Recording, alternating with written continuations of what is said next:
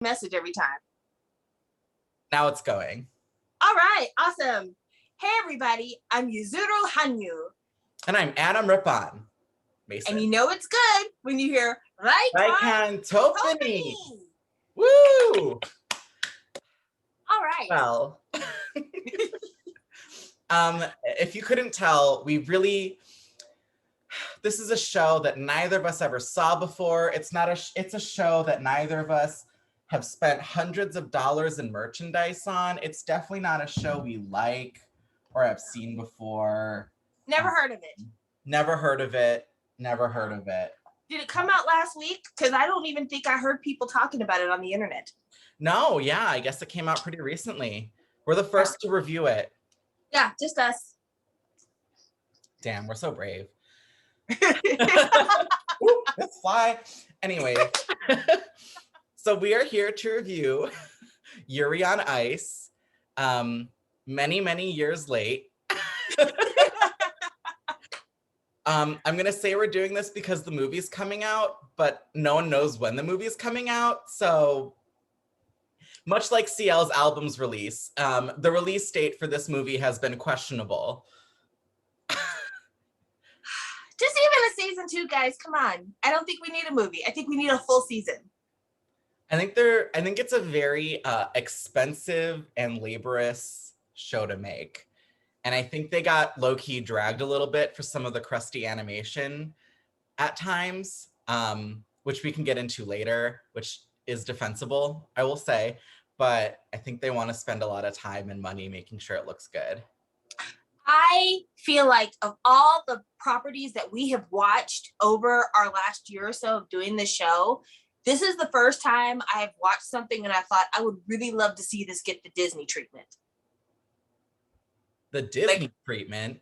Yeah, like I was watching this and I'm like, this would be a beautiful show to turn into like a Disney movie with like those really nice, careful, thought out backgrounds and drawings, and just like, I would like to see this, but I would like to see this done by Pixar or done by Disney, because I was like, this could be really intoxicating to watch if given better animation budget, just watching the actual programs that the ice skaters do. Yeah, but I think that's what, I don't know.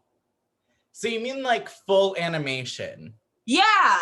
Okay, Japan has the ability to do that just as good. I just think that like the animation is animating figure skating is super duper hard. And I think they bit off more than they could chew. I think the director was very ambitious in the amount of programs she wanted to show, because we saw like every named character's like full program. It was a lot. We must have seen at least 20 different programs. I think it was 22 or 23 when I looked it up. Yeah, so I mean, I could see this like condensed into like a 2-hour format, and then like bring it in like just really beautiful animation and showing us maybe 8 programs max, and not full programs either, just like highlights of different programs, like highlight like the fall or landing a really great jump. I could see it. I could see it as a movie for sure. So I'm really excited for when the movie does come out. But the animation studio's their animation over the years has gotten like so much better. I have to say, like, they did the most recent season of Attack on Titan, which has like, if you were on Twitter when that was airing, it was like every week it was like, look at this fucking amazing animation that came out of Attack on Titan this week. They did Jujutsu Kaisen, same thing. Everyone was like, this animation is nuts good. So I have all faith in the world that this movie is going to be just like the animator's Bible of like great animation. I'm very excited. I have no doubt that the studio could handle making this a movie. And that's not the reason why I say I want to see this get the Disney treatment. It's for one very specific reason. This is a series about ice skating, and I'm going to have Mason give you the synopsis, and then I will give you my reasoning why I would like to see a different style of treatment for the animation for this. Okay. The synopsis real quick is, it is about Yuri Katsuki, I think his last name is Yuri K. He is about 23 and he's a Japanese figure skater, And he's really talented, but he kind of chokes at competition. So he went to the Grand Prix finals the year before, placed last. He was real sad about it, went home, ate his feelings, and then a year later he's back. And who else is there but his longtime idol, his inspiration, the reason he even had a poodle, because he had a poodle, but then the poodle died, is Victor, because of something real Russian sounding. Victor with the long Russian last name, I don't know, who is like the all-time like legend of like figure skating apparently. And he is offering to coach Yuri and bring him back on top, or put him on top for the first time, really. Yes. Now, because this takes place in the world of competitive figure skating, it is literally the world of competitive figure skating. We have characters from Thailand, from Sweden, from Italy, from Canada, from America, from Japan, South Korea, Russia. And the reason I would love to see this get like the real big budget animation treatment is because none of these characters look like the places they came from, except for the Korean character. And that's why I would love to see it done to where the faces were more distinct to reflect the region they come from. Because, not for nothing, Yuri does not look Japanese. Especially when you see how they drew the character eyes on the Korean competitor. No, everyone looks the same. They all look white except for the character from Thailand. I don't know how to say this, but that's just like anime. Like, I don't know what to say. That's just like anime. That's how it's designed. I think saying that it should go to Pixar or Disney is like kind of rude. Or Sony, or whoever else is doing like more full animation. It was very distracting to me. At first I was like, okay, everybody kind of looks the same. But then I'm like, no, not really, because they made it a point to draw the South Korean figure skater with distinct Asian eyes. But they didn't do that for the Chinese figure skater, and they didn't do that for Yuri, who is the Japanese figure skater. And I don't know, just for me, I'm like, I would like to be able to differentiate them. And also, not for nothing, it was even harder for me to kind of lose myself in it when I was watching dubbed episodes. So I did it two ways. I watched subbed and dubbed because I was like, I don't know which one I like better. So I'm just going to put in a mix of both. The dub was atrocious because so many characters sounded like each other. Any character that had an Eastern European or Russian accent, they literally sounded like each other. And so I was like, it would be nice if they at least looked a little bit different, but they don't. And so I was like, I would love to see this with like better character faces. I like wholeheartedly disagree. I think this is some amazing character design work. I even looked up the name of the guy because he's a really talented guy. And he's done a lot of great shows. He did the character designs and animation for Fooly Cooly. What is it? Space Dandy, I think he also did. His name is Tadashi Hiramatsu. And he goes back to like the early 2000s and the 90s. He's been in the game for a really long time. I think, like, I understand what you're saying, but just don't watch anime then, because that's like every anime. And I think saying that it's not good character design because of that is like a faulty statement in and of itself. I don't believe so. I think that there are ways that you can make characters look different, because in so many different animes that we've watched, we have characters that they all are the same nationality, sometimes even in the same family, but they find a way to make differences so that they don't feel like everyone was basically the same template, but with a different hair and a different eye color. And I feel like in this one especially, it almost stuck out as odd that they took the time to make the South Korean character have a different eye shape than any of the other characters. It was actually kind of like, is that a dig? You know, the fact that everyone else has the same template white face, just different coloring. Yuri and Victor have different eyes. To me, it didn't come across that way. And that's just me. I'm not an anime professional. It's not what I do for a living. It's not even something that I watch very often. But for me, it just felt like outside of coloring differences, everyone kind of looked the same. I don't know. I feel like that's not a fair criticism when like you're like other anime we've watched are like Dokusei and Given. And it's like Given is super similar in that respect, and so is Dokusei. It's just like I don't understand. I just But they don't think don't have it's like characters from different countries, and that's the difference. If everyone is from the same country and everyone's features are kind of similar, it makes sense because it's a homogenous population. These characters aren't from the same country, they're from different countries, and it doesn't make any sense to have one character have very distinct features for their country and the other characters don't. I thought they looked different enough. I feel like I was like, oh, yeah, okay, yeah, these are all I different. mean, they have different hair and they have different coloring, but their features are very similar. There's no you would not look at one character and be like, oh yeah, that's the Russian character or that's the Chinese character. In fact, if somebody didn't explain to me that Yuri was the Japanese character right away, I don't even know necessarily his character design would speak to, oh yeah, he's from Japan. I feel like to anime watchers he would, because he looks like a stereotypical Japanese anime boy, but like pretty. So is every other character. They're all pretty. There's no ugly, rough characters except for the husband of the girl who runs the roller rink or the skating rink. I don't know. I feel like being like, oh, I wish this was more like American animation is like kind of putting it down. No, I don't think it's putting it down. I think it's saying that I'd like to see the distinction. And I think that having a fuller animation style would do that because that's something that that style does. They tend to try to make people from different places look different.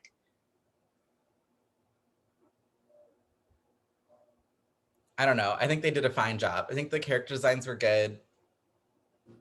And that's fine. We're allowed to disagree. I still think this is a good show. I just think that that was one of the things that, especially, like I said, watching the dub, I'm like, everybody looks the same. And now everyone sounds the same. There was one moment in particular when Victor goes back to Yakov and says that he wants to compete again. And it was in the last episode. And he goes to hug Yurio. And he's talking in Yurio's ear. And then all of a sudden, Udabek is on the ice and he's doing his internal monologue. And for a moment there, I'm like, is Victor talking over this boy's routine? I'm like, no, this is actually the actor for Udabek speaking right now. But their voices are so similar that I thought it was the same character talking the whole time. Yeah, and I agree with that. Yeah, and so I'm like, how would this be better for me? Like, what would I do if I wanted to make this to where I would never have that gap? One, I would have probably more distinct dialects for the voice actors. I think that would be important. But then I was like, okay, well, what else is it that I'm watching here that if I had to improve upon, I would? And I'm like, the other thing that really stuck out to me was the fact that Yuri looks white. And like all the characters they all look European, except for the South Korean character. And then the Thai character only doesn't look European because he's brown.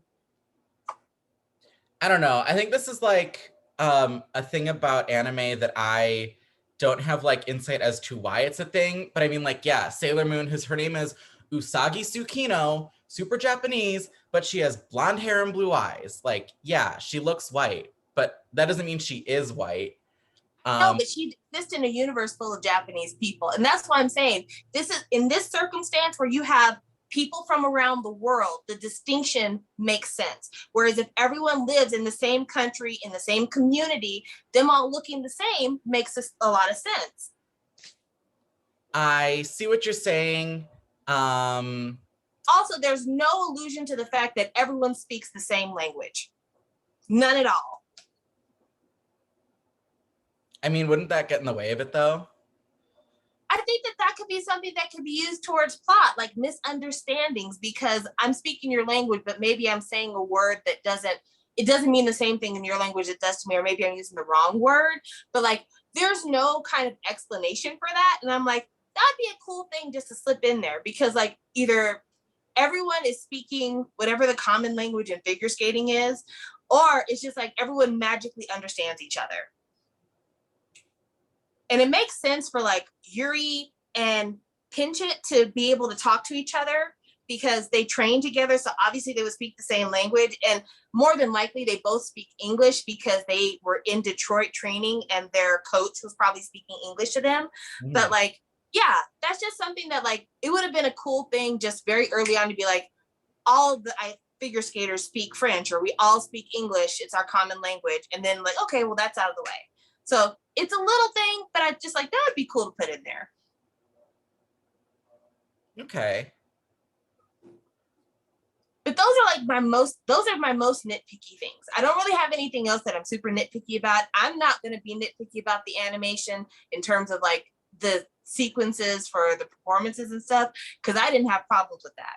In fact, there were a couple of moments that I'm like, I really like that they threw that in there. Like there were a couple of moments where people fell and then they recovered from the fall, like got off the ice, and I'm like, that's cool that they drew that way. But I'm also not an expert when it comes to animation and animating styles. So I don't think I have the same eye for that you have. Okay. Yeah. I don't know. I feel like each time we do this, I try to explain to you how anime works and it doesn't go well. And I like don't know how to get through to you. I think the point is that you don't get through to me. I think that I don't expect to come to the reviews and you change your mind and be like, oh, now we agree. And I don't think that that's a stance that necessarily you can take with me, because as I stated previously, this is not a world I frequently inhabit. So trying to get me on the train of the same thought is not really as helpful, because I'm really coming at this as a one-off. I'm not coming at this as a marker of how it fits in the genre or how it fits in the tradition of all the other properties. I'm really coming at it like, how did I enjoy this particular property in this moment? I guess. Okay. So what'd you think? I mean, it's a fact. I'm watching these for what they are. I'm not watching them based on, compared to other animes, this is this. Even though I am saying, again, no, but like it just seems like the understanding of like how anime works just isn't like, and design is like not something I can explain to you. Right. And I don't think you should have to. I think you should accept that this is my opinion about the subject. And if you don't agree, that's fine. You don't have to agree with me, but I'm just telling you what my thoughts were when I was watching this. Okay. So, what did you think? I thought this was a good show. I mean, if I didn't think it was a good show, I wouldn't own a Yuri on Ice shirt. I do think this is a good show. And like I said, those two things are the most nitpicky things. Well, I guess three, because I said the dub and the characters kind of all looking like they're from the same place. And then just not having like a brief disclaimer about like, we all speak English. And that would have been fine. Or like, we all speak one common language. I realize that is something that, you know, it's one of those, you have to understand in order for us to be able to not have, I guess, a lot of explanations throughout the entire series. You have to take this one on the chin. But I'm just saying, if you were going to give this a bigger budget, then I would expect a little bit more plot expansion. And that would be one of the things where I'm like, please explain why everyone understands each other. Mm-hmm.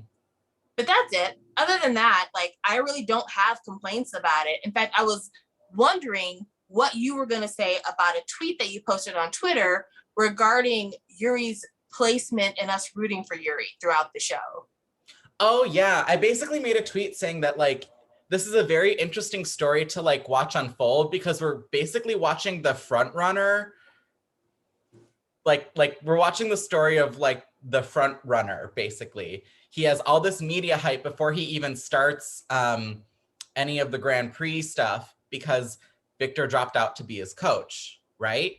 So like going into it, he had like in context, like narrative buzz in the world of Yuri on Ice that he was like a big person to watch out for in this Grand Prix. So when you're watching him throughout the first few steps, it's like, yeah, he's of course doing great. He's the front runner. It's just very interesting that we're watching the front runner be so not be able to recognize that. Like he seems to have a hard time understanding and coming to terms with the fact that like he is one of the front runners. He is very talented, but he has like, I guess, really intense doubt and like imposter syndrome that he's not going to do well. And that's why he choked the first Grand Prix that he was in. I thought he choked the first Grand Prix because of just a combination of different situations all coming into one. Like, definitely the imposter syndrome was there, but also like his dog died. And not to make light of it, but for a lot of people, losing a pet is a really big deal. No, I understand, but like he also does say like he does really good in like the first few rounds. When it comes to the finals, he always chokes. Like this is not like this is a recurring thing for him. Right. So I thought that that was one of the things that this show did really well, is like letting you understand that in order to get to that level of skating, you do have to have a certain set of skills, talent, but that your mental health can play such a big part in how you perform, and how like your mind can prevent you from being as good a performer as you have the capability of being. And I thought that was really interesting that they explored that. But I mean, I could see why it seems weird that we're rooting for the person that like already kind of has the most attention going into it, but he doesn't really have attention for himself when you think about it. Like, he has attention because of the situation that he finds himself in with Victor retiring to be his coach. People don't even really have faith that he can pull it out. They're just more interested to see what would the results be now that he has the most famous skater as his coach. No, but he does. Like the very first time that he skates in the very first like round of the prelims, I think he like does a really great first skate, and they're like, oh my God, of course he is amazing. Yes, we expected this from him. And like, that's his narrative from the announcers going forward. So like, he totally does have like this sense of, oh, he is a top competitor in this competition at the moment. And then at like, right before the Grand Prix, they give him like that, like a Jinx in season 5 of Drag Race moment where it's like doing super well, always in the top. And then I had that one kind of miss up. So she was placed in the bottom 2 and lip synced her way out of it and then won. It was kind of like that. Like, we'll give him a humbling moment. We got to have a little end of second act story structure sadness time where Victor's dog is in the hospital and he like kind of fucks up because Victor's not there and he's all in his head and blah, blah, blah. See, and I guess I saw it differently because I felt like he was messing up the whole time. And I also felt like every time they talked about him doing well, they also talked about the fact that he had such a bad showing the last time he competed. And he was a front runner going into the first prelim, but that was because he had been at the Grand Prix before. And so, of course, if you're somebody who made it all the way to the Grand Prix the last season you were competing, you would be considered somebody to watch because you were that good. But also, like, they were talking about, like, here's all these other phenomenal skaters. Let's see if he's really going to pull it out because, you know, he choked. He has a history of choking. And so I think that I remember watching every performance and being like, oh, I wonder what's going to happen. I wonder if he's going to make it. I wonder if this is going to be his time. And I thought it was also really interesting how he would get these high scores, even though he would fumble. And I'm like, I need to understand scoring in figure skating because he would like try different tricks, jumps, and then he would like have to touch the ground because he didn't quite make it.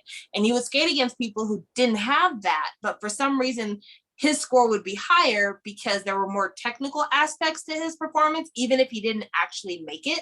And I'm like, I feel like you're letting us in on a secret about how people get high scores, even if maybe their program doesn't have as much artistic merit or they're not as flawless in executing their program. Mm-hmm. Yeah, I guess the way that they score it is like at some point based on a level of difficulty of the routine. So if you like slip, it's fine, which I was surprised by because every time he kept slipping, I was like, ooh, he's going home. But they were like, oh, he set a new record for himself. And I'm like, he like touched ice. Like I thought that was like the biggest no-no, but apparently it's not. So whatever. I just didn't know how figure skating works.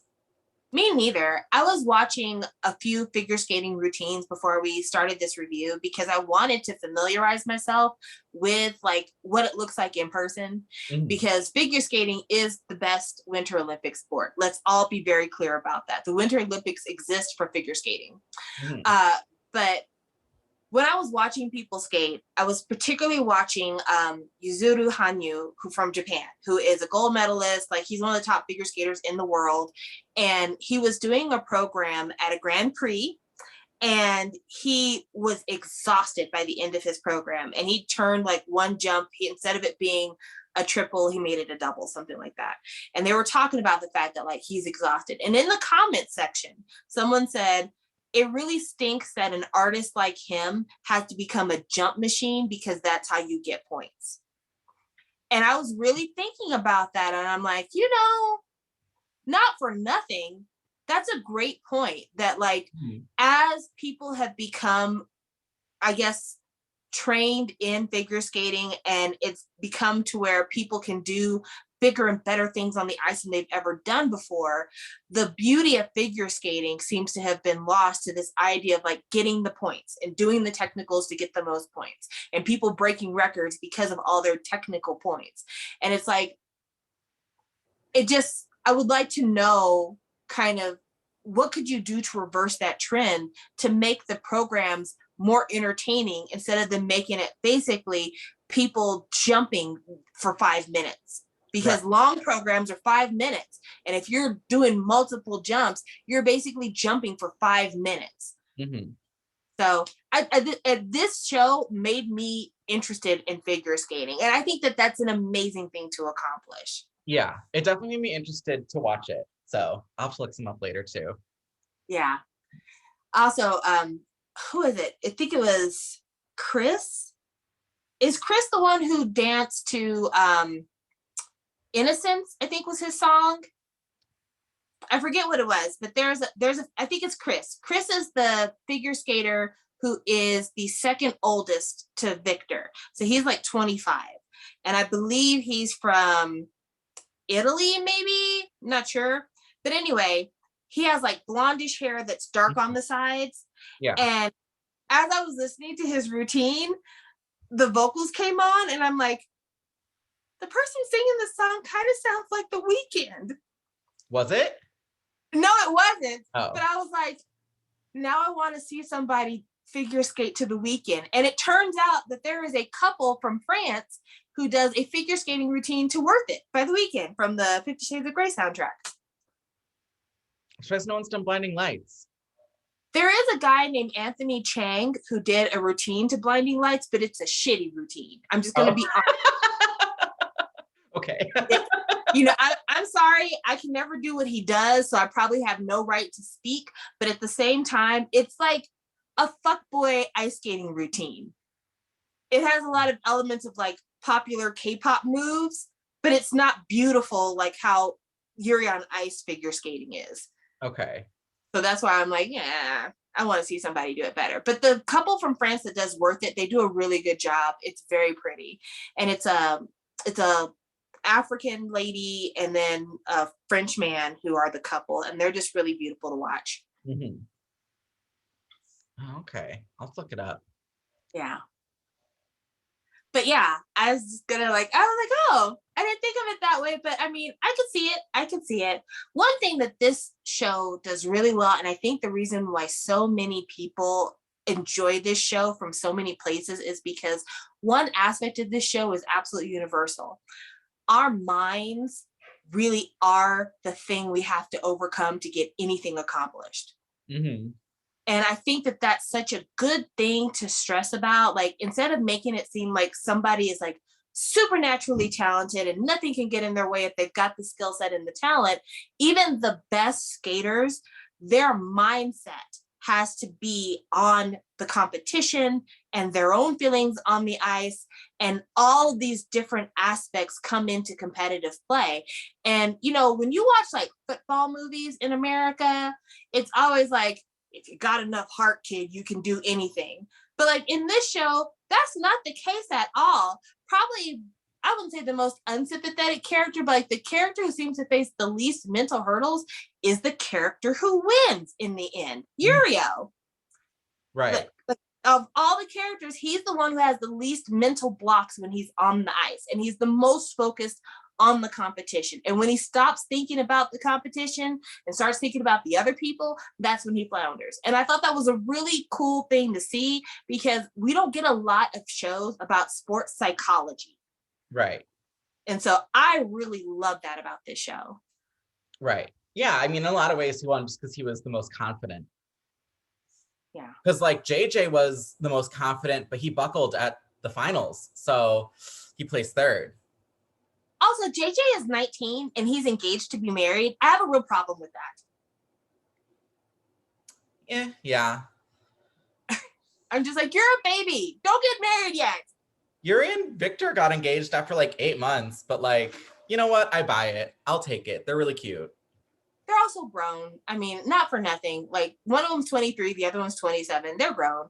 Also, Yuri, can we talk to you a minute about like your defeatism?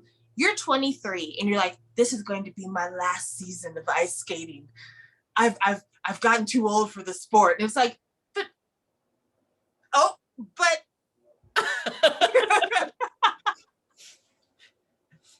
Meanwhile, Victor's like, I got a couple years left in me.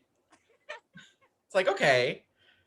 Yeah, like you're competing against a guy who's 25. 23 is not that old. Why do you feel like that? Yeah. And they kept calling him the late bloomer too. And I'm like, from the look of things, he's been skating since he was a little boy. Why are they calling him the late bloomer? Is it just that he got competitive in his 20s as opposed to like a Yurio who was competitive in his teens? I think so. Because like JJ was one of the picks to win and he was 19. So I think a lot of them started earlier. I guess so. I wish that I would have liked to see a lot more of that. And maybe a second season would talk about it. But like, showing like at what age Yuri really became a competitor. Right. This show does a really good job of giving you just enough information to really enjoy it, but also little enough where you're like, I would like 3 more seasons because I have a lot of questions about this universe now. And that's what makes it really good. Yes. I feel like this anime has very similar editing to like reality singing competitions. You know, when you watch like America's Got Talent or an American Idol, and they'll bring on a competitor and then they'll show you like a brief glimpse of their backstory before they begin their performance. I felt like a lot of that was happening in this show. And there were so many people that I'm like, I want to know how this situation pans out, especially like Mickey and Mickey Sala, the guy with his sister who's obsessed with his sister. I'm like, I need to know what the hell's going on with these two. That was his sister? Yes. I guess I thought they were dating. Was he the one that like, was his sister. He was like, I'm gonna show you how much I love you by letting you go. That guy? That was his sister? Mason was barely watching. Girl, get over it. That's your sister.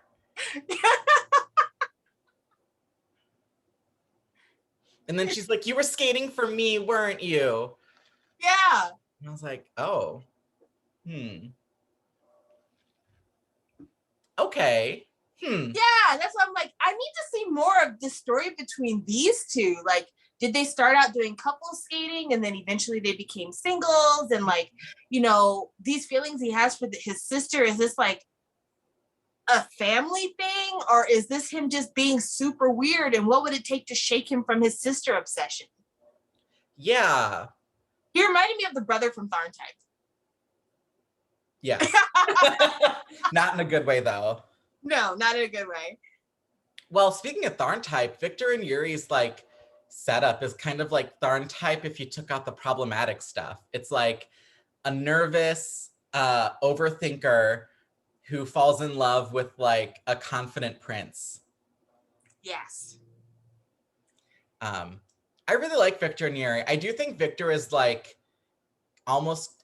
he's kind of just too perfect, but in a way that it's like, I think it's okay to have like a princely too perfect character every now and then.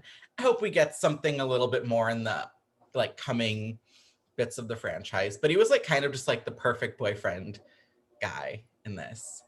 So like the setup for season 2 needs to be from Victor's perspective. Victor needs to be the main character for season 2. Yes. Like their whole relationship so far has hinged on revolving around Yuri, and we need to make it even now. Yeah, and it makes sense to make it about Victor because Victor has really set himself up for a lot of conflict going into the next season because he still wants to be Yuri's coach, but he's asked Yakov to take him back as a competitor. And how do you do both? How is that possible? And also, he took a year away, and in that time, a 15-year-old broke his world championship, and then his lover has broken his championship record. So he's got a lot of struggle going into season 2. So it makes a lot of sense that he would be the focus of the second season. Yeah. I think for season 2, I want to see Yuri get gold. I want to see Yuri get gold. I want to see them get married because of that. But I want to see them, I don't know. This is definitely one where you could be like, each season, it's just like the Grand Prix leading up to it. And we just see who places where. But I also want to see season, like, I want like a summer season. What's off season like? What are they doing in the summer? You know? I want that. And what are their finances like? I want to look at the finances too. Jason's like, tell me about the money. Are you allowed to get endorsements? Is that a conflict with amateur status? I mean, it seems like they're really well off, at least Victor. So I'm like, where are y'all getting the money from? Like, how does figure skating money work? I don't know. Yeah, I can see that. I want a show completely about the other competitors. Like, I would like each of them to get their own episode because so many of them, I'm like, tell me more. Especially because of the fact that we do so many Thai boys love here. I'm like, tell me about learning to ice skate in Thailand. Yes. Oh, yeah. Where would you ice skate? Yeah.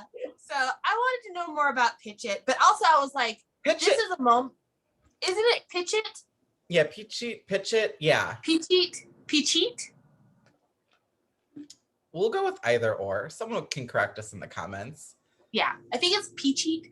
But anyway, I was like, this is a moment where my fan fiction mind is going into fucking overdrive because I'm like, if I was going to cast this as a live action instead of as an anime, who would I cast? And I'm like, this is Bam Bam from Got7. Okay. Yeah, because I'm just like, I'm thinking of like the guy who's like got a super amount of charm, who's like just really good at a lot of things, kind of has both a feminine side and a masculine side, and somebody who would like be capable of making other Thai kids want to join in something. And I'm like, Nikun's too old, but if I was doing this live action, I would cast Bam Bam from Got7.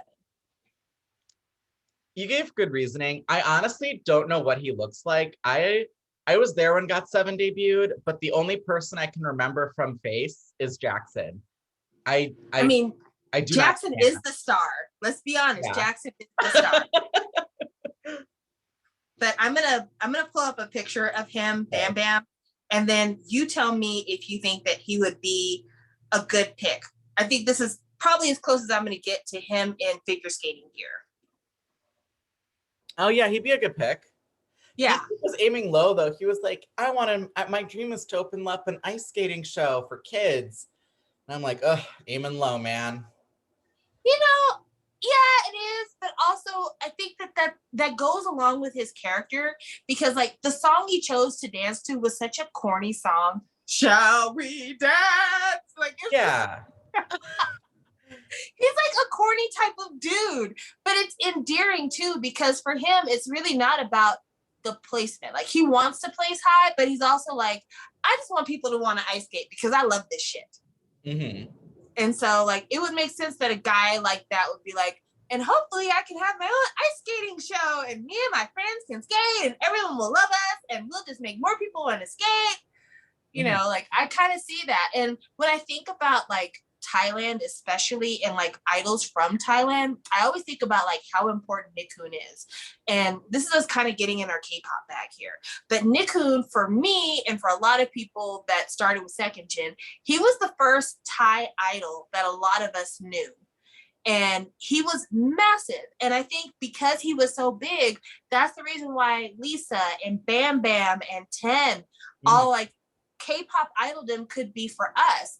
And so like using that logic, I'm like, it's really cool that the Thai ice skater is concentrating on wanting more people to get into the sport, because it almost feels like by Nickun being an idol, it made more Thai kids want to become idols. And so I don't know, it was a neat parallel. Yeah, that's a good parallel. I didn't think of that. Yeah. But I like Peachy. I like them all. I like how this world has like no homophobia. They're like, homophobia, never heard of her. And I'm like, you know what? I like that. I think sometimes you need that a little bit of just like, we're all cool with the gay. We're not going to question it. There's no gay crisis. They just really love each other. And that's fine. We're all okay with it. I like that. Also, they're figure skaters, and there are a lot of gay men in figure skating. Yeah. Yeah, so it'd be like, there's no homophobia in Drag Race. Well, the demographic. Right. Well, I don't know. The parents might still be like, ooh. Yeah. We don't like, no, they really did never tell us like whose people previous's relationships were. So, I mean, this could be, you know, Yuri's first time with a man. He could have hooked up with Peachy back in Denver. So, or no. Detroit. Yeah. Well, okay. Since we're here, let's talk about the gay in Yuri on Ice. Mm-hmm. I think people were really miffed that the kiss was like kind of covered. But like he basically they give engagement rings to each other in front of a church. Like they're fucking. Like it's gay. It's super gay. It's the most gay you could get.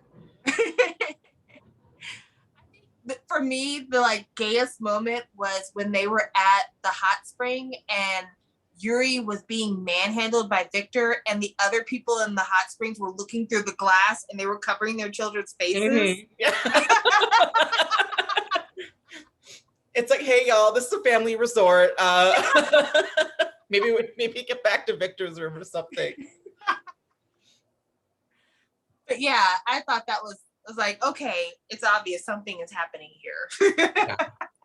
Oh yeah, they were like getting real handsy right in front of the cameras too all the time. So yeah, there were a couple of moments where I kind of was suspect of Victor and his feelings for Yuri, because it was during a time when he was training Yuri, and it was before they had the competition of Agape versus Eros.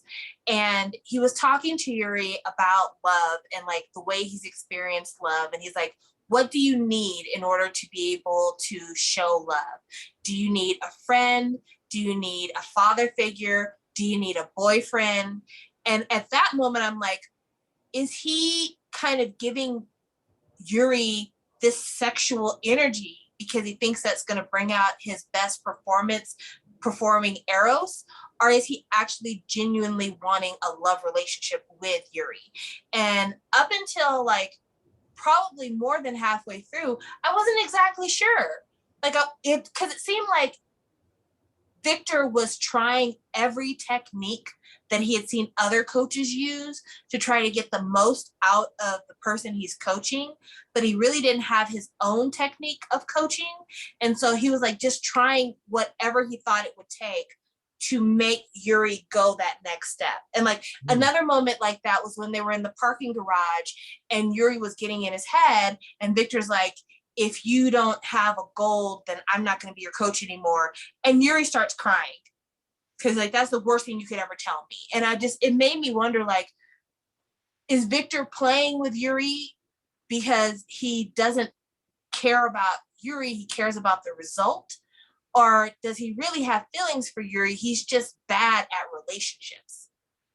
I guess I always took it at like, I guess I didn't think about it. I took this as a very like, the show was like candy to me.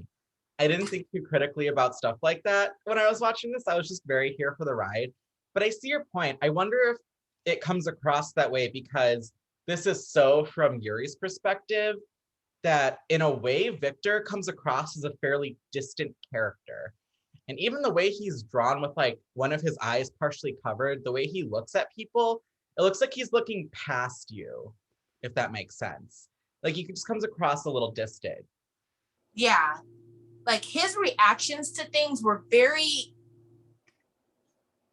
inconsistent. Mm-hmm. And it seemed like he constantly was moving the goalpost and then pushing it back.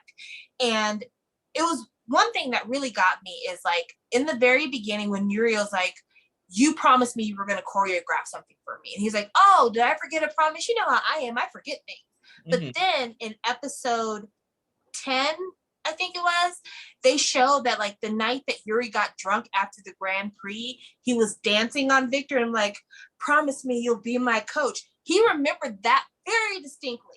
Yeah. And so he didn't come to Yuri to coach him out of nowhere. Like, I was just so impressed the way you did my routine on YouTube that I decided to come coach you. No, it came from his memory. He remembered this. Mm-hmm. And so like, it was just like, there's a lot more going on under the surface with Victor. And it makes him almost a scary character because you really don't know where his mind is going a lot of the time. Right. That's why I really hope, you're right, I agree with you. I really hope the next season or the movie is more from Victor's perspective. I feel like we need to learn more about him. I feel like we know all we really want to know about Yuri for the moment. Yeah, I think so too. I mean, I like Yuri's family, but there was nobody in his like personal life at home that I'm like, I would like him to stay at home so I can know more about these people. Right. I'm like, I've got what I need out of them. Yeah. I agree. And that's very rare because you and I are real big about like friendship groups and family. And this time I'm like, stay over there. Well, I feel like they epitomized everyone's screen time really well. Like every character came on screen, was very personalized, and you really understood who they were real quick, and then they moved on. Because they had to, because they had a big cast. That's true. That's true. So yeah, I enjoyed it. I mean, I could see season 2 being about so much. I could see like the kid with the red bang getting a bigger part in season 2. Yeah. Because one of the things that I thought was really cool is how like it showed that the cycle continues. Like here it is that, you know, Yuri, like I became a skater professionally because I love Victor. And then the kid with the red bang was like, Yuri, I love you and you're my inspiration and I need to continue to compete against you. And so it was just really neat to see how that cycle continues and how like it just takes one little spark to set you on your road. Right. I have to ask Sam. So if you're in Russia for a skating competition, they were in Russia, right, at the end? I think so. Were they? China? Yeah, I think so. I think they were in Russia because the grandfather met him to give him the pierogies. Yes. Okay, so you're in Russia for one of the final things. Your dog is in the hospital in Japan. Do you fly home to the dog? Yes or no? Okay. I will say this. I have not owned a dog since I was in my teens. And so having a strong attachment to a dog feels very foreign to me because I haven't had that relationship. So for me personally, I would not fly back to Japan. However, for people who have had like childhood dogs that they're like, the dog is sick, you still have some time to come home. I could see somebody with that kind of attachment wanting to go home and do that. It wouldn't be me, but also I'm like a heartless bitch, so I would never have those emotions. That's fair. I think as someone that has had childhood dogs like that, I wouldn't do it. I think that's a huge expense. I know that sounds bad, but like, I don't know if I can't really afford like $500 to fly home, pet my dog and leave. Like, well, that's also the difference between us and Victor is that Victor's got the money. Yeah. Well, I guess if you got the cash, but it's like a big time. I don't know. Maybe I'm heartless too. I'd be like, I love my dog, but I mean, weights and averages. It's going to cost a lot for you to get home and you might not even make it. I mean, if it's like my parent, it's like, oh my God, I'll be there right away. I'll do anything I could, right? Or like a sibling. But like the family dog, as much as I love them. And I've loved all of our dogs. I don't know. Yeah. I don't know. Like I've had a lot of dogs in my life through family. Like we had dogs when I was a teenager growing up, and then like all the dogs we had when I was a teenager died while I was in college. I did not come home to see those dogs after I they didn't like, either. yeah, and then like my mom's dog died a couple of years ago. My brother's dog died a couple of years ago, and those were dogs that had been around since before my daughter was born. So like they were dogs I'd known for over a decade. But like, yeah, I wasn't really torn up about it. I felt bad for the people who own the dog full time, but for me, I'm like, oh, that sucks. Yeah. So yeah, heartless over here. I guess. Well, I also guess too, it's like there's a difference between a family dog and like your singular dog. Like Right. Victor's connection to his dog, he lives alone and he only lives with his dog. My dogs, like, in a lot of ways were more tied to my dad. My dad's the one that trained them. So they definitely had a bit more like loyalty to him, I guess.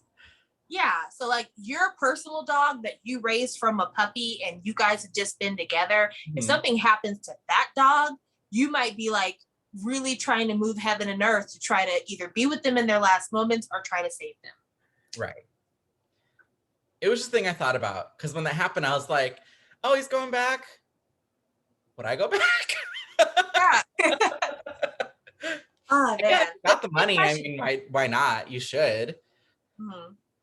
Um, okay, I want to talk very briefly about JJ because JJ probably started as the most unsympathetic character of the show. Like Yurio started out fairly unsympathetic, but then you started to feel for him when you realized like he's just a kid. But JJ, you were like, ugh, this fucking asshole. Mm-hmm. You know, dancing the song that he made for himself because he's a rock star and he's a professional. Mm-hmm. And then watching him break down on the ice, I remember thinking like, this is how you humanize a villain. Like they did a really good job of making you feel sympathy for a character who was so full of himself when you first get introduced to him. Right. And I'm like, that's really masterful storytelling and like acting out that plot because he's somebody that really we should have been rooting for him that he choked at the end. But instead you're like, I kind of hope he can recover from this. Right. This show just in general was like the story I thought was really tight. It flowed really well. It flowed super well and it had great pacing. Like each episode, it kept momentum going. I feel like I never really got bored. I was like, okay, we're moving. We're spending enough time on things as we need to and we're moving on. Yes, and there wasn't a single episode that I thought we could do without. And sometimes that happens. But this one, I'm like, every episode needed to be there. Even like episode 10, which was almost a fluff episode, it gave you a lot of exposition about like these people and their universe. And that needed to happen. You needed that so you could care about them in the next 2 episodes. Right. Yeah, episode 10 is one of my favorites. I just think it's, I love that like Yuri and Victor, they go shopping and then they like lose a bag and they have this like kind of weird moment where it's not like an argument, but it's, they're both just a little off at the moment. And you're like, okay, let's see how they handle this going forward. And that was nice because like, you want to see that. You don't want to see them just having like their ooh-woo cute anime boy moments. Like you need some moments where they're like a little stiff with each other because that happens in relationships. Yeah, so I thought that was really good. Mm-hmm. I would like to talk about sub versus dub because I have a lot to say about this topic in general. I will say my shitty, I have been watching anime since the 5th grade. I spent almost half my life, if not more than half my life, watching anime religiously. And I have to say, if there's a dub, I don't see why it's wrong of me to want to watch that. You know what? Sometimes it's late after work, it's 10 p.m. and I'm high, and I don't feel like reading. I just want to enjoy it. I think that sub versus dub would be a much different discussion if people would make sure that the dubs were high quality. There are certain dubs that occur that you're like, spot on. I love this. Watch it like this. This was not one of them. I agree. This wasn't the best dub. I will say, I think dubs are a very hard thing to do. And I think the people that make them genuinely care and try to give you the best product they can most of the time. This one didn't work out. But it's not a super big industry.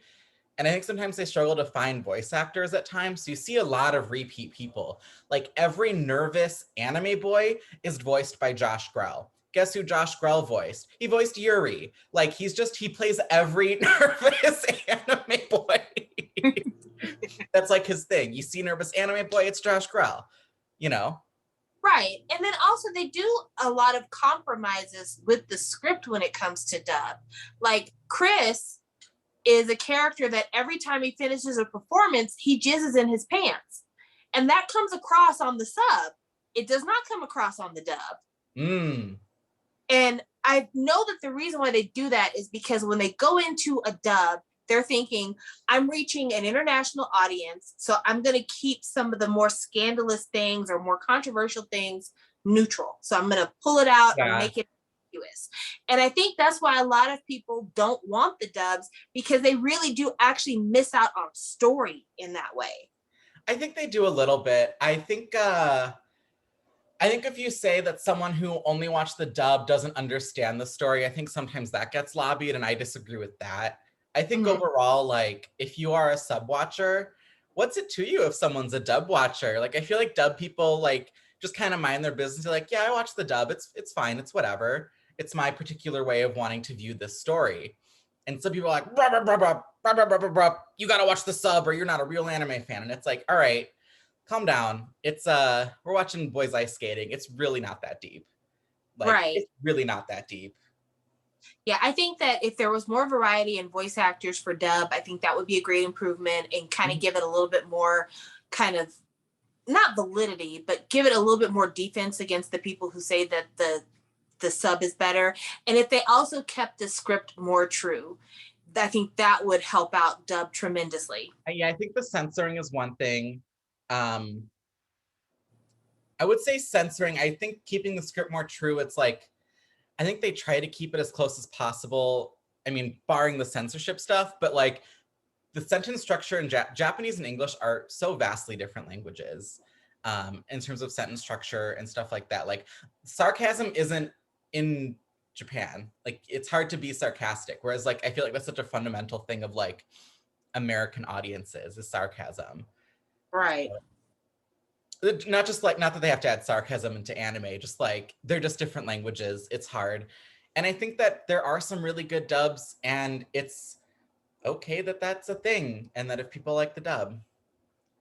But yeah, I mean, sure, the sub's probably better for this. The dub was not great. I agree with you that everyone sounded like the same person. Yeah, and like so that go ahead. They hired 2 men and they had them record every line. Yeah, but other than that, like I enjoyed watching both just to be able to have that experience and be able to gauge between the two. Also, like, can you start putting subtitles on dubs? Like, is that a thing that we could do? Because I watched the dub on Funimation and there were a few times where the voice actors were a little bit muddled. And I remember thinking like, I would really like some captions here. I'm sure you can.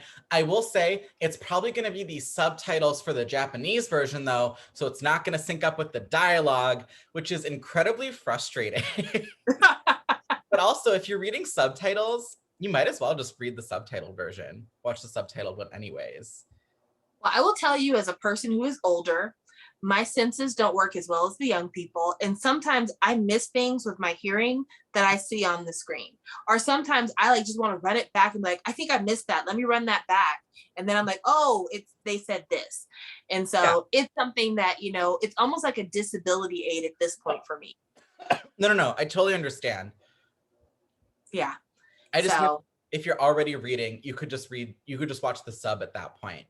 But again, it's to each their own. I watched the dub for every episode of this review, so who am I to speak? Yeah. Okay, I want to talk about a character that I think is both beloved and not really given his due, Yurio. Yurio to me is a fascinating character. because to me, Yurio kind of represents like child stars in Hollywood. Like he's a kid who has been so immersed in this world that it's almost like he thinks everything that's not about skating doesn't have any value except for his grandfather. And one of the most interesting journeys in this show is that for Yuri from Japan, he derives a lot of his energy from the beliefs that other people around him have and kind of the love and the encouragement they feed into him. Whereas Yurio is trying to kind of open up his world and start to make it to where more people matter, and their input is helping him get past maybe where he would stop at and make him go even further. So I thought it was really interesting watching his journey from being like, the only thing that matters is skating, and the only thing about skating that matters is being number one. Whereas he like, for the first time, he starts to like make overtures in friendship. And then for him to meet Otabek, and Otabek's like, I would like to be your friend. Would you like to be friends? And he makes the decision like, yes, I will accept you as a friend. Like that was just such a cool moment to see. Yeah. And then he went to go watch him skate. It was so nice. Yeah. Cause he's still kind of a little jerk, just a little bit. And he's like, I'm not, but he's 15. Yeah. And he's not comfortable with like the fame and the girls chasing him and that kind of stuff. Like that's not really him. But at the same time, like these people that he's competing with, they are his world for all intents and purposes. And when he was just looking at other people as like people I need to defeat, he was closing his world off. So by accepting Otabek's friendship and starting to care more about the other people, it makes him kind of enrich his own world and make that world more valuable for him, and it pushes him to be an even better competitor. And I really, really like that. I love the sequence where he gives Yuri the pierogies that his grandfather made. The pork I thought that was so sweet. Those looked so good. I wanted some. Me too. I'm like, are those available to purchase? Can I made them? I'm sure there's a recipe for Yuri on Ice pork cutlet pierogies somewhere. There's probably on YouTube, because there's a channel that makes food from animes, and I'm sure they've made that before. Oh, probably. Maybe we should make that. We should really do an episode where we like cook things that we've seen. I've made the pink milk at home. It's really good. I really want some pink milk. But I really loved Yurio's free skate performance. But I especially loved his outfit, that like black and mesh with like the pink and red feathers. I thought was really pretty with like his hair tied back. The show has a lot of crying though. Have you noticed that? It's a very emotional show. In like, not in a way that bothered me, but I was like, y'all cry a lot. Yeah, but I also appreciated like the cry was indicative of different things. Like sometimes people were crying from disappointment, sometimes they were crying of happiness, and then sometimes they were crying out of anger. Like Victor very clearly says in one moment, I'm crying because I'm mad. Right. You know, and I love that, because also like male emotions, we are so used to men not crying, or like if they cry, it's because someone died. And so like having those emotions over figure skating, that's really refreshing. It's nice. It's nice to see people be so passionate about something that they've dedicated their lives to. I really loved when Yurio, I would think it was the first, maybe the only time he cried in the show, was like his very final skate in the last episode. He like does an amazing job and he like completely collapses and cries. And you're like, because it's like he's crying because he's like, I just did that. Did y'all just see me? Like, yeah, I did that. I left it on the floor. Yeah. And Yuri probably would have won had Yurio not done so well. But he did so well because he was mad that Yuri was gonna give up. So yeah, it's interesting. It ended really well. I don't really have a lot of complaints story-wise. It was really good. No, this is a really solid show. And like, you know, I'm someone who, when we've done the anime reviews before, I didn't really get it. And I was like, I wouldn't watch this again. Yuri on Ice, I would absolutely watch again. I would encourage other people to watch it. It's just a good, fun watch. It's a good show. Take out the BL adjacent relationship. It's just a great show. Right. I mean, the show is great because it's a sports anime first and a gay romance second. Mm-hmm. And Um, it's funny. It's funny. It's funny. funny that when Victor gets drunk, he wants to go take a bath and he gets naked at a hot place. Mm-hmm. It's well, that is how bathhouses work, which I would never go. Too self-conscious. I don't know how. I don't want to get naked in front of my friends. I don't need that. I don't need that in my life.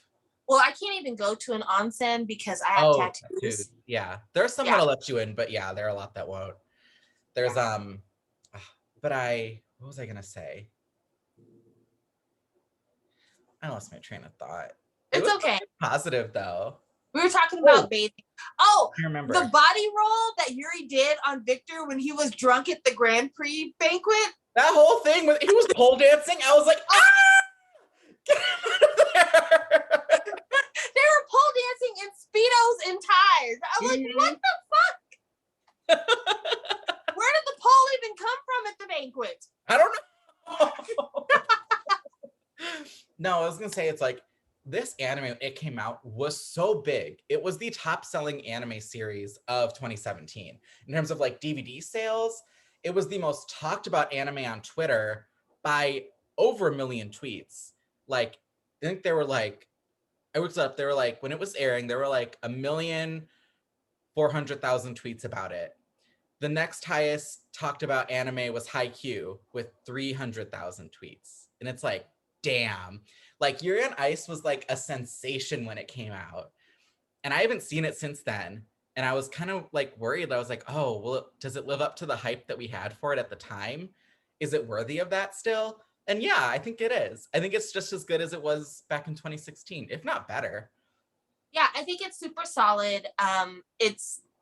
There's certain things that just stay universal. They don't get dated. And this is one of them. This is a topic that will always be relevant. Yeah. And so I really love that. Yeah. And very relatable. I felt very seen by Yuri's character. Thanks. I mean, it showed my ugly sides, but like I got it. I did have a slight problem with the fact that Yurio kept referring to Yuri as a pig. I'm like, oh yeah. Come the on. weight stuff in the first episode was weird to me because they kept drawing him. That I had a weird thing with is I think they kept drawing him at different weights in the first episode because they wanted to reuse a lot of the drawings in later episodes for later performances.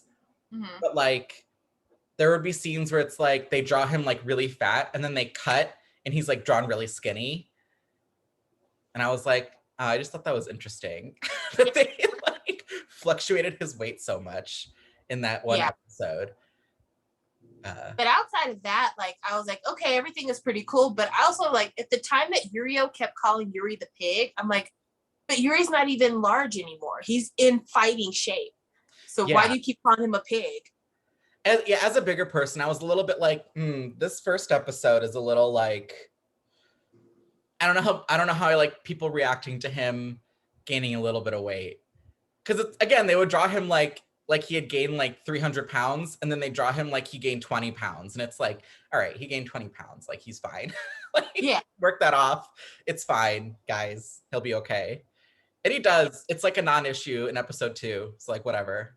Yeah, he's still very athletic, even in the very first episode. Like he gets home, he's heavier than he's ever been, but also he like immediately goes to the ice skating rink and does Victor's performance. He flew presumably from Detroit to Japan, and then like an hour after getting home was like, all right, I'm gonna go figure skating.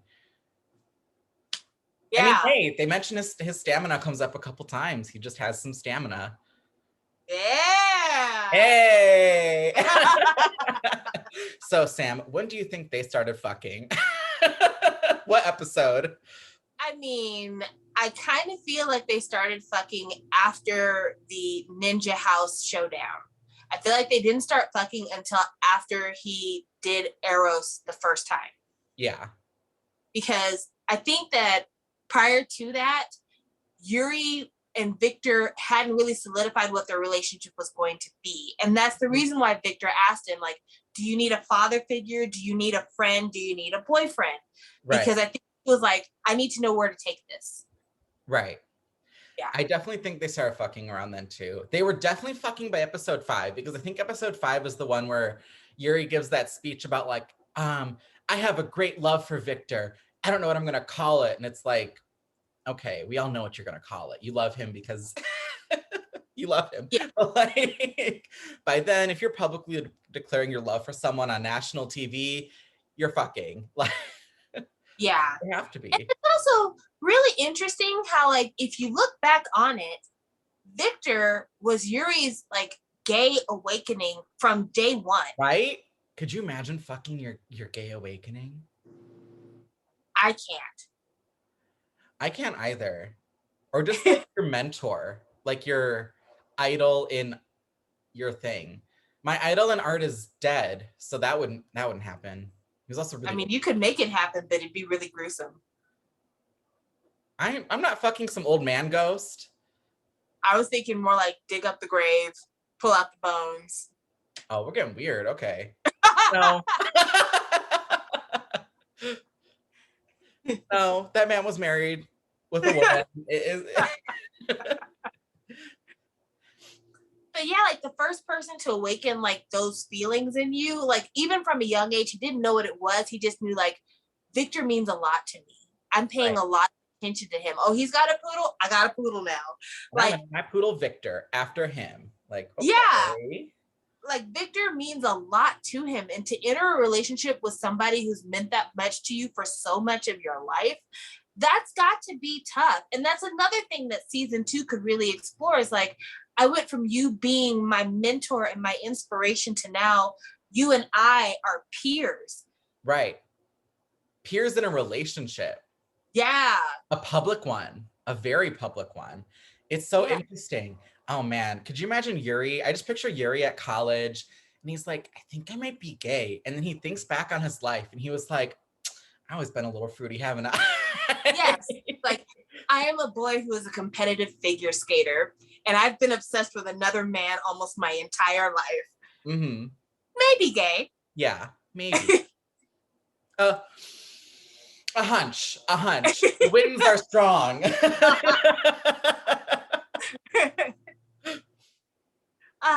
Man.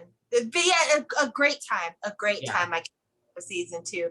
Even like the one character that I could have absolutely done without, the gray-lipped Russian guy, I could have done without his character completely, but still it was fun to watch.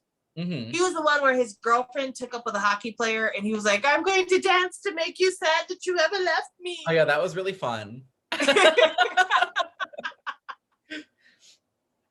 I'm like, maybe it's the hair. Maybe she'd come back if you change the hair. Yeah, this isn't doing it for me.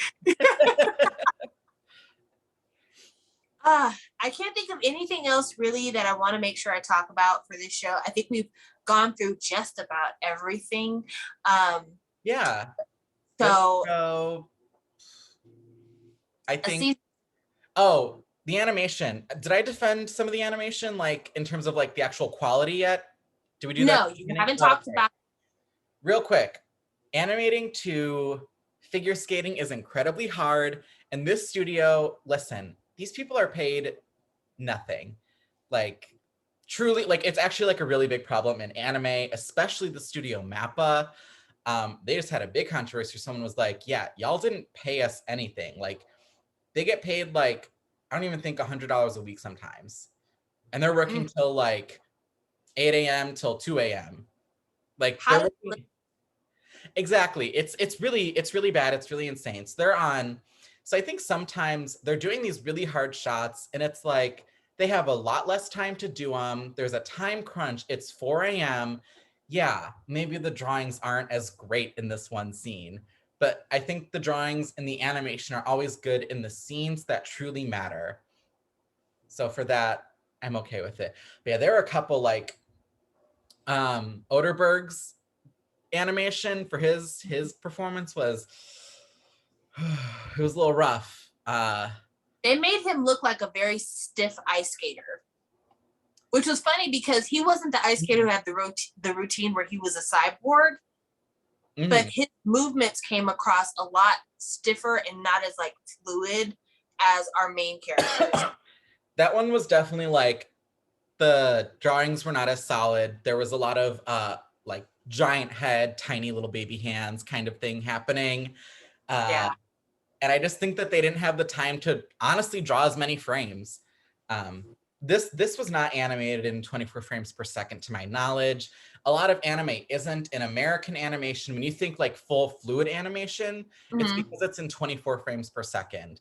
Anime is really economical with their frame rate. Like there is this one guy in an Evangelion episode, he did a run cycle of one of the robot, I think it was one of the robots, a run cycle in 4 frames. How he did it and made it look fluid, that's like some god tier next level animation shit, because it's normally 24 frames to make something look really fluid. He did it in 4 frames. The man's a genius. I don't know who he was, but I saw it on Twitter. But like anime is more economical with their frame rate.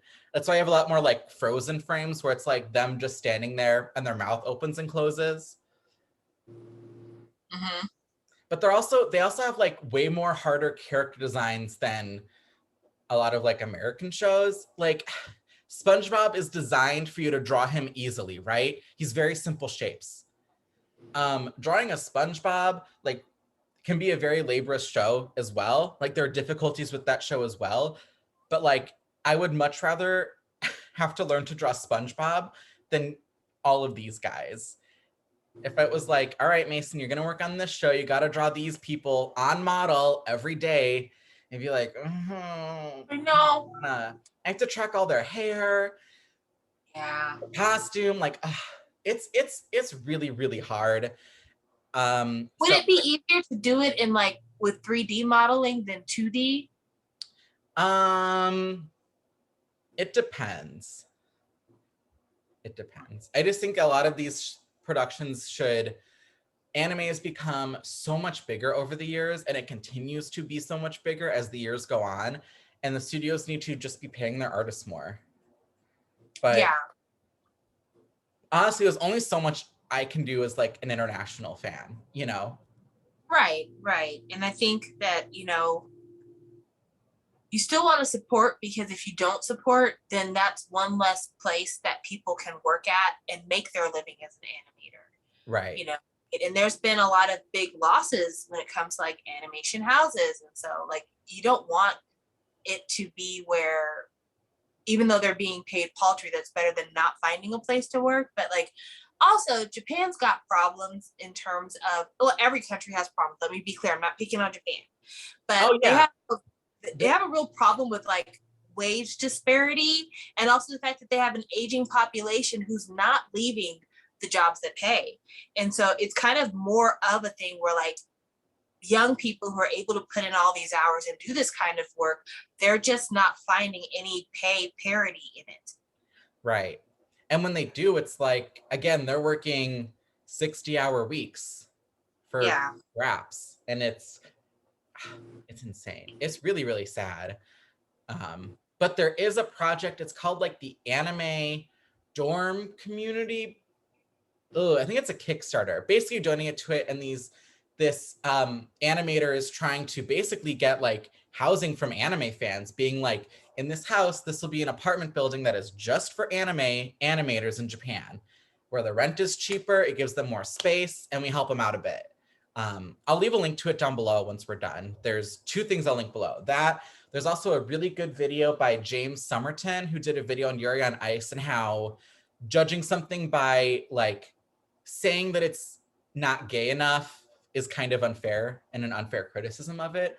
But he does a really good video on like what it means for something to be gay enough for the representation to matter. Yeah. So I'll leave that down below. It's a really good video. Yeah. All right. Well, I think that I'm ready to come in with my rating. I give this a solid 8.5. I really, really love this show. I'm going with a 9. This is a comfort show for me. I'm just glad that like if it's been a while since you've seen it, that you got a chance to rewatch it and that it's still held up for you. Yes, it held up for me. Yeah. And it held up for me too. I do not regret owning the shirt. I'll be wearing it all day.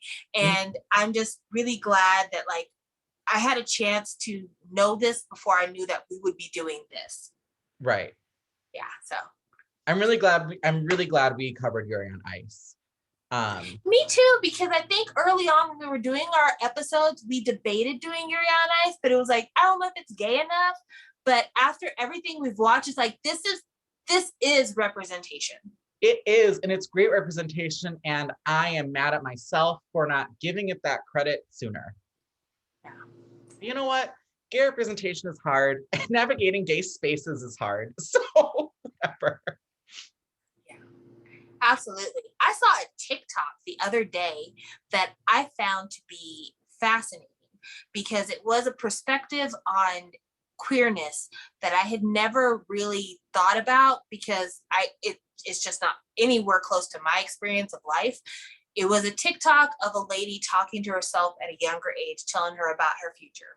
And it's a trend that's going on TikTok right now. So she talks to herself at 7, and the girl herself at 7 is like, did we ever have any kids? And she's like, yes, we have 2 kids with our husband.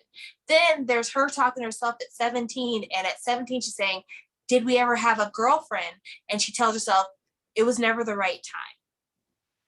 And I was like, it's very interesting when you think about like queerness and how we define queerness. Right. You are considered bisexual if you've had bisexual relationships, if you had relationships with both identifying genders. Mm-hmm. But if you haven't, people are really quick to tell you that's not your experience, that's not who you are. Right. And I find it really fascinating that like we judge a lot of these properties on their gayness by how much intimacy is displayed, how much people spell out I am gay. Whereas you have a show where your main characters never say I'm gay. No one comes out on the show, but it is very gay. Oh yeah. Yeah. Again, they propose in front of a church with engagement rings. He professes his love for him. They kiss. They're constantly hugging. I do think that's a cute, like, little love language thing that they have. Like for Yuri, he really likes the hug. The hug, when he gets a hug from Victor, it's I'm really proud of you. You did well. Good job. Like, keep it going. And that's why, like, there was I forgot what episode it was, but there was an episode where they all come off the ice and Yuri is like in a daze. And he just starts hugging everyone around him because to him, he's just like, he doesn't know how to like verbalize all the feelings that he has going on. He just knows that everyone worked hard, everyone did well, and he's very happy to be in their competition. And he just gives everyone a hug. I thought it was really sweet. Yeah. So I think that this is a really good example of like the gay experience isn't one experience. It's not a monolith. And this is like people living out their gay lives, and having a property be identified as a queer property isn't about always constantly having to come out. It isn't about constantly having to face adversity behind your sexuality. Right. And there's queer people that think that you should only have media that shows the harsh realities. I saw a TikTok of a woman saying that she was really offended by this one show because she's like, this show played it as being gay is okay, but like I've been kicked out, like I've had a really hard time as a gay person, and it really hurts me to see like the happy gays on TV. And it's like, that's a fair stance. It's also a little bit, that's not my problem. That's an old bitch opinion. Let me say that. Everyone who needs to know, that is an old bitch opinion. And I know that because that happens in Black spaces too. There are older Black women that when they see young Black women showing off their large behind or, you know, being free and twerking in public, like back in my day, if a girl did something like that, she'd be considered a whore and a fast ass. Well, that was back in your day. And you shouldn't begrudge people for being more free and being more happy and being more allowed to be themselves. Right. And it's like older people feel like if I had to go through a struggle, you should have to go through a struggle too. But isn't the whole point of kind of growing up is that you want things to be better for the people who come behind you? Isn't that the whole point of the liberation movement? So why is it that you're mad that you now see characters that don't have to struggle? Why is that a pain point for you? Do you think that that's what defines the gay experience, is having to face the struggle and the rejection? I think people are just always looking for representation that fits with them perfectly. And if it doesn't, they get annoyed. Like I remember with Mitchell's versus the Machines. Did you watch that movie? Not yet. Okay, it's really good. If you want a good, speaking of Sony, if you want a great Sony movie and also want to see a movie that was inspired by my life in particular, apparently, yeah, I felt seen watching this movie. Mitchell's vs. the Machine is amazing, but it's about like an artsy art student girl who wants to go to art school and her like dad who's like a wilderness guy, and they just don't see eye to eye. And he kind of does some shit that's real toxic and shitty, and I don't like it.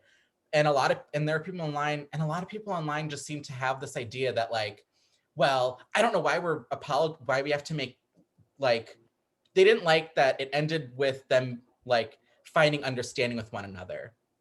And I saw peers online talking about how they didn't like that because you shouldn't have to accept your shitty parent. And I think that comes from a place of them being very burned by their parents and wanting to see a narrative where the person doesn't do that. They don't accept their shitty parent for being shitty for so many years. And I think that that's just like, I don't know. It's like, is it fair criticism? It's like, I guess, but also this was the story that this director wanted to tell of like, I was able to patch things up with my parents. And I think that's nice. I think it's okay to want that. I think it's okay to still hope for that. But I also think it's okay to have media where the opposite happens, where they don't accept the shitty parent. There's both, like, I think I see both sides. Yeah, and to me, it's all about what provides healing to the person who feels like they've been wronged. Right. Is it more healing for you to accept that maybe you and your parent won't see eye to eye, but you're willing to focus on the things that are commonalities? Or is it more of a comfort to you to make sure that people who have treated you wrong have no part in your life because being around them and those interactions continues to repeat that trauma for you?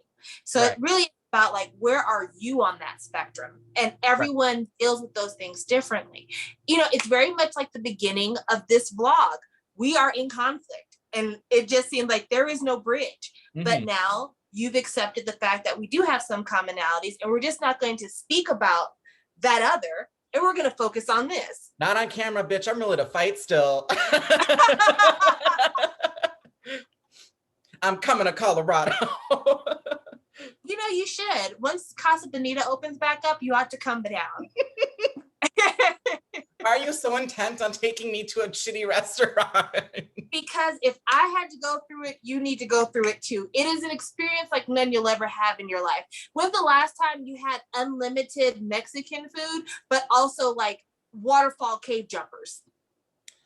Never. I can't say that's ever been an experience I've had. And all of that in a strip mall. I know. It was a very underwhelming strip mall. So yeah, when it opens up, you definitely have to come back. It'll be a good time. Okay. I'll see if I can make it. Act like you don't want to come back to Colorado. Colorado's actually a lot of fun. No, I do want to go back, but also you have to come to LA, but come when there's like a good concert, so it's worth it. Yeah, I kind of wanted to come for the 88 Rising concert, but those tickets are so high. It's just not going to happen. Tickets are too high. And I was like, honestly, still got my bone to pick with CL. I am not at all confident in the release date that this album will come out in October. I don't care what she tells me. Until I wake up and that album is on Spotify, that album does not exist. Like, it's $500 to go to that concert, just so everybody. 100. And it's like, I mean, to see I would go to CCL. She's a top billed person though. Her set's at the end. I got to get there early, wait all day, see people I don't care about. Then just to get her few songs. I'm not doing it. Yeah. And also it's still coronavirus season. Yeah. In this pandemic. Yeah. Let's not act like it's over. It's not over. We're in Delta variant times. Yeah. So you want me to pay $500 to stand in the California sun for 10 hours in a pandemic? Like, I don't understand what you're asking me for, 88 Rising. Yeah, no. At least with Korean Times Music Festival, we have the option of buying like an isolated cubicle table. Isolated cubicle, it's sitting down.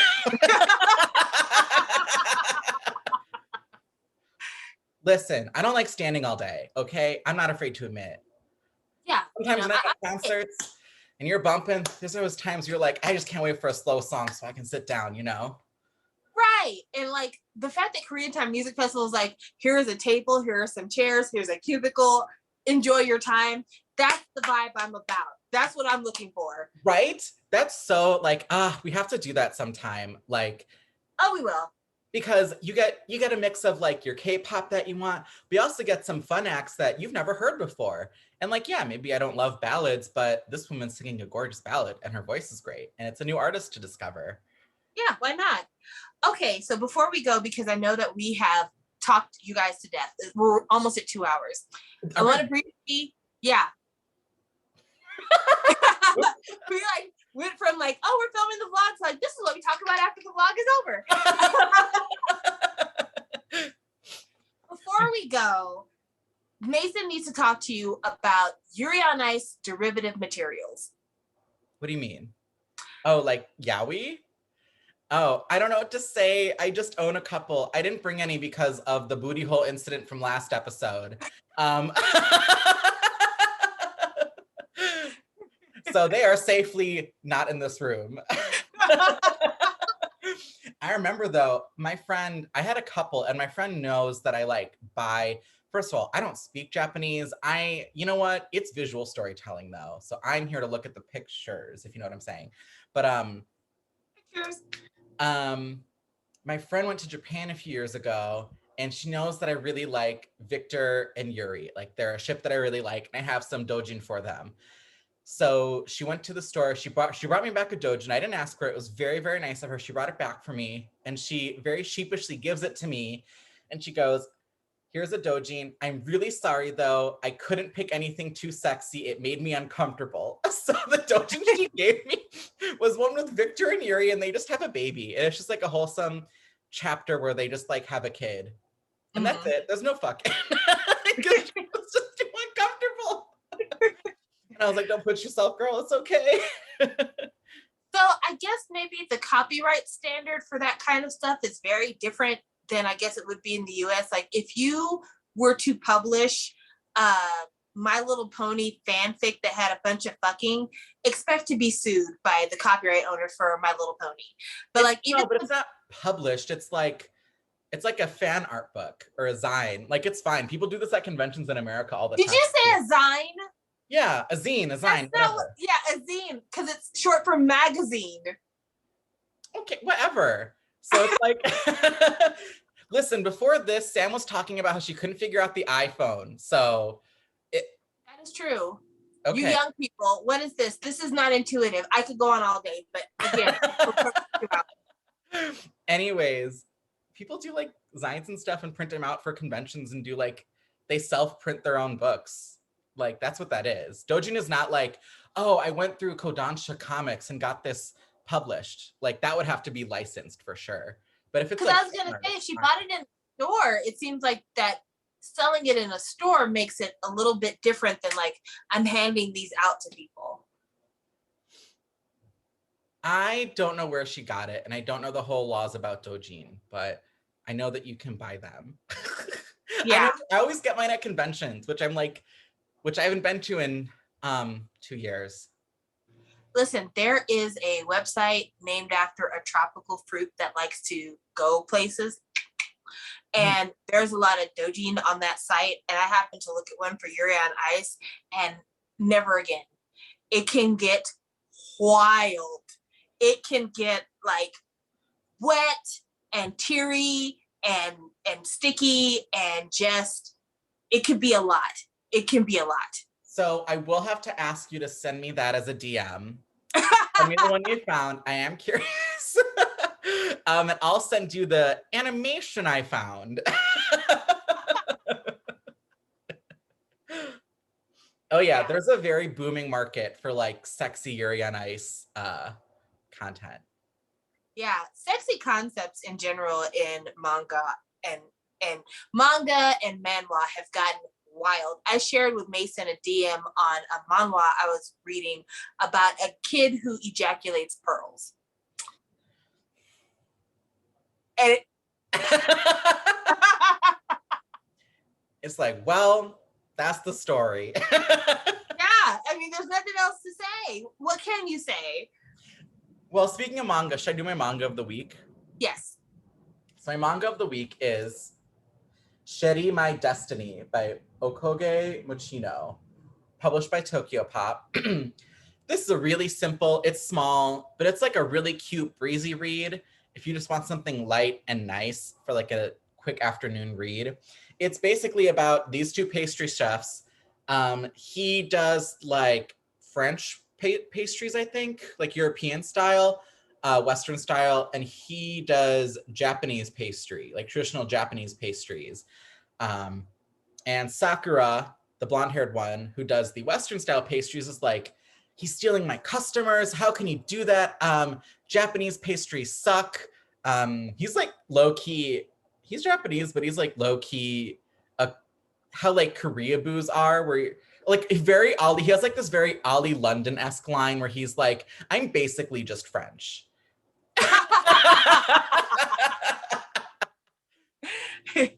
But you know what? Whatever. It's cute. They have a cute little like. So basically, he starts to. Oh my god! Sorry, this is mirrored. So it's the pointing is confusing to me. Sakura starts bringing over Western sweets for him to try, and then he starts bringing over Japanese sweets for him to try. And they just start dating. It's real cute. That's it. Aww. Super simple. Published by Tokyo Pop, who has published so much recently. These drawings are good, and I recommend it. What's the name of it again? It is Sheri My Destiny. Yay. Yeah. All right. Well, I don't have an Instagram because these are fictional characters, so they don't. What am I gonna do? I'm sorry. Follow Yuzuru Hanyu. Yuzuru Hanyu is a good one to follow because he's beautiful and he's fun. He has a fun personality, and that's why he's become super popular amongst ice skating enthusiasts. Right. Plus he wins always. So yes, he is a very reliable victor. He won the Grand Prix 4 times in a row. Yeah. He's Victor. Yeah. 2 Olympic gold medals, Grand Prix 4 times in a row. Yeah. He's basically Victor, except for like, yeah, he's Japanese. Yeah. Mm-hmm. So I hope to see him at the next Olympics. Also, there is a video of a couple dancing to Yuri on Ice. If you want to watch it, like actually figure skating to the Yuri on Ice song. A gay couple? No, it's a straight couple, but they actually are dancing to Yuri on Ice at an Olympic exhibition. Yeah, they're a Japanese couple. All right. So next review, we are doing Antique. Korean film. Yes, it's a film that came out in 2008. And, we don't really go back. We try to do things that are like super current. But this is one of those ones that I kind of want to watch it because when GMMTV had their big rollout of all the shows that are going to be coming out next year, they said that Singto was going to do Antique Bakery, which for those of you who don't know, Antique Bakery was a manga that got turned into a movie called Antique. And now Thailand is trying to make a series called Antique Bakery. But GMMTV, what they do is they preview shows that they think that they're going to show, depending on how much sponsorship they can get for it. Now, Singto is a fairly reliable actor. He's got a really good following in terms of boys love. So if he previews something, more than likely it will get put into production, but sometimes they don't.